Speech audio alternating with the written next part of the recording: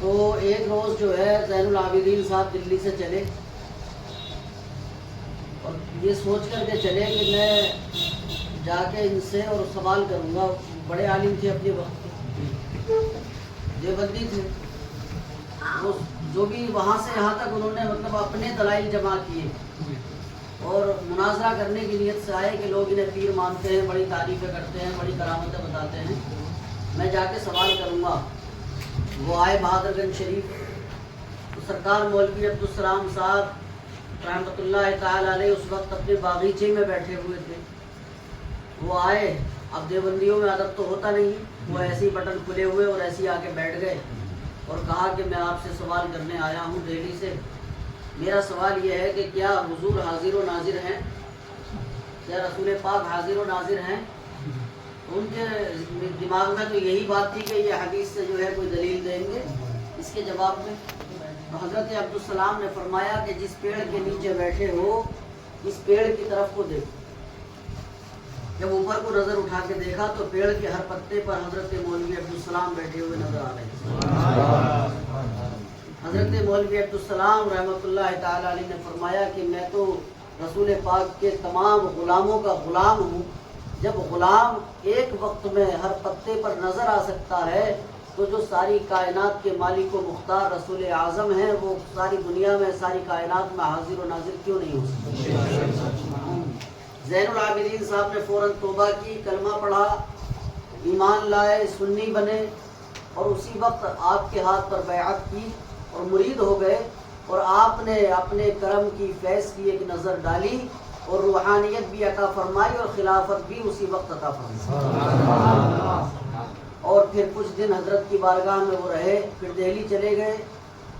اور پھر ایک وقت آیا کہ یہیں سے بہادر گنج شریف سے کہہ دیا کہ زین العابدین دہلی چھوڑ دو. میرے مریدوں سے، اپنے مریدوں سے کہہ دو کہ سب دہلی چھوڑ دیں، دہلی میں بہت بڑا عذاب آنے والا ہے. انہوں نے یہاں سے کہا، انہوں نے دہلی میں سنا.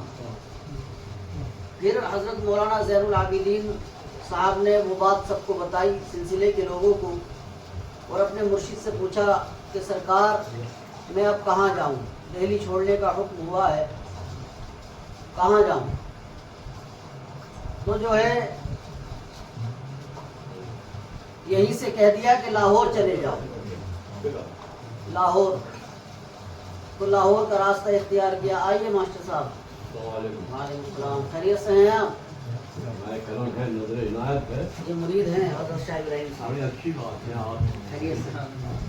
میں نے تو مولوی صاحب کو زندہ دیکھا ہے. جی جی بے شک. گاؤں میں سب سے بڑا ہوں، زورا پاس سب سے بڑا.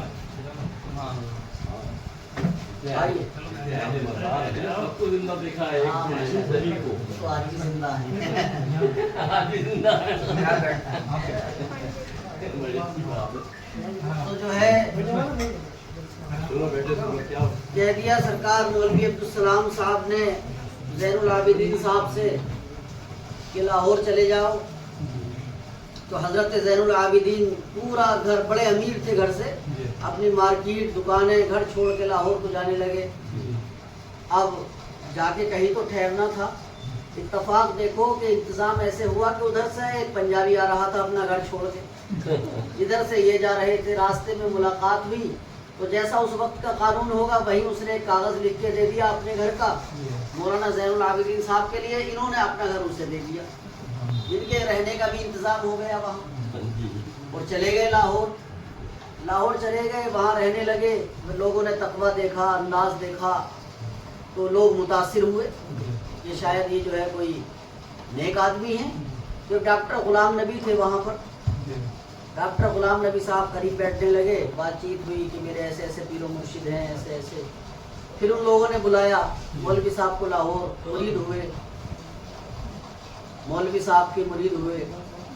اب کیا ہوا کہ ایک دن فجر کی نماز کے بعد سرکار حضرت مولوی عبدالسلام بیٹھے ہوئے تھے اور لوگ بھی بیٹھے تھے. ڈاکٹر غلام نبی صاحب کہنے لگے کہ سرکار مجھے آپ مدینہ شریف بھیج دو. تو بولے بھائی مدینہ شریف کیسے؟ کہ جیسے آپ نے مولانا زین العابدین کو لاہور بھیج دیا مجھے مدینہ بھیج دو. تو اب آپ بھی موڈ میں تھے. حضرت عبدالسلام رضی اللہ تعالیٰ آپ نے فرمایا کہ جاؤ چلے جاؤ. ڈاکٹر صاحب نے دیر نہیں لگائی، مدینہ شریف کو روانہ ہو. وہ وہاں جب پہنچ گئے تو پتہ لگا کہ سرکاری اسپتال میں بھرتی نکلی ہوئی ہے ڈاکٹروں کو. ہاں بھرتی نکلی ہوئی ہے. تو ڈاکٹر صاحب اب کیا نیا شہر کچھ تو کرنا ہی تھا، تو ڈاکٹری وہ خود ڈاکٹر تھے، جا کے بیٹھ گئے وہ بھی سرکاری اسپتال میں. تو جو نوکری پر رکھنے والا انچارج تھا وہ آیا اور آ کر کے اس نے جو ہے سب سے پہلے کہا کہ بھائی پاکستان سے ڈاکٹر غلام نبی صاحب جو آئے ہیں وہ آگے آ جائیں. تو ڈاکٹر صاحب آگے آ گئے کہ میں ہوں. 2 بار ہمارے سامنے آئے ڈاکٹر صاحب. ہاں ہسبی 2-3 بار ہو گیا. ہاں ہمارے صاحب کو بتائی ہاں. اصلیت ہے ایکچولی ہاں. یہ سمجھ میں. تو اب چکر میں پڑ گئے سب. ڈاکٹر صاحب آگے آگے بولے بھائی کوئی تمہارے بزرگ ہیں؟ کون ہیں؟ بولے ہاں میرے پیر صاحب ہیں. بولے رات انہوں نے مجھ سے خواب میں آ کے کہا کہ میرا غلام نبی آ رہا ہے، اس کو نوکری پر رکھیں. تو ڈاکٹر غلام نبی صاحب مدینہ شریف سے حاضری کے لیے بہادر گنج شریف آتے ہیں. عرس کے موقع پر بھی ابھی 5-6 سال پہلے ان کا انتقال ہوا. ڈاکٹر صاحب 2 بار آج میرے سامنے تو آپ بتا رہے ہیں ڈاکٹر صاحب یہی. اور وہی غلام نبی صاحب ایک بار آئے ہوئے تھے سرکار عبدالسلام صاحب رحمۃ اللہ تعالی علیہ کی بارگاہ میں، اور آپ کے مریدین صابر صاحب کے عرس میں جا رہے تھے. صابر پاک کے عرس میں جا رہے تھے اور ڈاکٹر صاحب بھی آئے ہوئے تھے. سرکار عبدالسلام نے ان سے کہہ دیا کہ ارے ڈاکٹر صاحب تم میرے پاس رہو گے، انہیں سب کو جانے دو. اب انہوں نے سوچا کہ مشکل سے تو آنا ہوا، اس میں چلا جاتا، تو اندر سے اداس تھے. سب لوگ چلے گئے.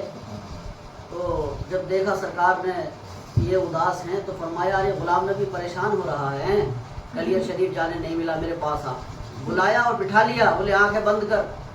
آنکھیں بند کی تو ڈاکٹر غلام نبی صاحب دیکھ رہے ہیں کہ کلیر میں گھوم رہے ہیں. کلیر شریف میں، میلے میں، بازار میں، مزار میں حاضری دی، فاتحہ پڑھی، باہر کو آئے، نہر کے قریب گئے، نیچے کو جھاڑیوں میں گئے. دیکھا تو وہاں ایک بڑے میاں بیٹھے، گیرے ہوئے کپڑے پہنے ہوئے اور عبادت میں مصروف ہیں. اور اس کے بعد سرکار مولوی عبدالسلام صاحب نے فرمایا غلام نبی اب آنکھیں کھول دو. جب پیر صاحب کی آواز کانوں میں گئی تو آنکھیں کھول دی. پھر آپ نے پوچھا کہ دیکھ لیا کلیئر؟ دیکھ لیا. کیا کیا دیکھا؟ بتایا سرکار مزار دیکھا، بازار دیکھا، یہ دیکھا، یہ دیکھا. ارے بولے مزار تو دیکھ لیا، تو نے مزار والے کو بھی دیکھا؟ تو بولے کہ سرکار ایسے ایسے ایک بڑے میاں جھاڑیوں میں بیٹھے ہوئے عبادت کر رہے تھے. سرکار عبدالسلام نے فرمایا وہی تو صابر صاحب تھے. نعرہ تکبیر، اللہ اکبر، نعرہ رسالت، یا رسول اللہ، فیضان تاج الاسفیاء، زندہ باد، فیضان تاج الاسفیاء، زندہ باد، خلیفہ تاج الاسفیاء، زندہ باد، شان عبدالسلام قبلہ، زندہ باد. تو جو ہے پھر آپ نے فرمایا کہ جو وہاں گئے انہوں نے خالی مزار دیکھا اور تو یہاں رہا تو انہوں نے صاحب مزار کو دیکھا. بے شک سبحان اللہ. پھر اس کے بعد مولوی صاحب ڈاکٹر صاحب کو لے کے چلے گئے سہند شریف. وہاں حاضری ہوئی.